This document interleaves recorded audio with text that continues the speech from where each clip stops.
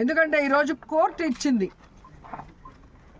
పిన్నెల రామకృష్ణారెడ్డి గారికి స్పెషల్గా బెడ్డు, భోజనము, ఆయనకి ఇవ్వాల్సినవి ఏమున్నాయో కోర్టు చెప్పిన తర్వాత కూడా లోపల కూడా అవి ఇవ్వకుండా, టిఫిన్ పెట్టకుండా, భోజనం పెట్టకుండా, మానసికంగా కూడా ఆ మనిషిని వేధించడం ఎంతవరకు కరెక్టు?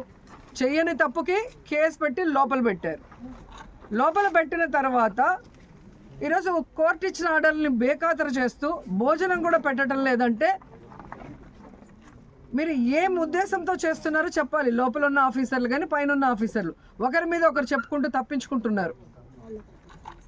రేపు ఈ ఆఫీసర్లందరూ ఇక్కడే పనిచేయాలి. రేపు మీ పరిస్థితి ఏంటో ఒకసారి చూడండి.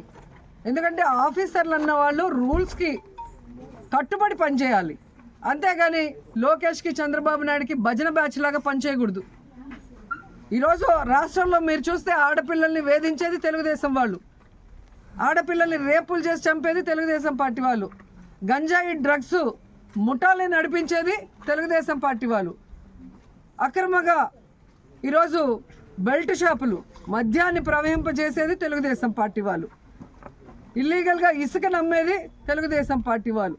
చేసే తప్పులన్నీ తెలుగుదేశం వాళ్ళు చేస్తుంటే వాళ్ళని పట్టుకోవడం ఆపేసి, వాళ్ళ మీద కేసులు పెట్టడం ఆపేసి, ఈరోజు తెలుగుదేశం పార్టీ వాళ్ళు మాకు వీడు నచ్చలేదు, వీడి మీద కేసు పెట్టు, కేసులు పెట్టుకుంటూ మా నాయకుల్ని ఇబ్బంది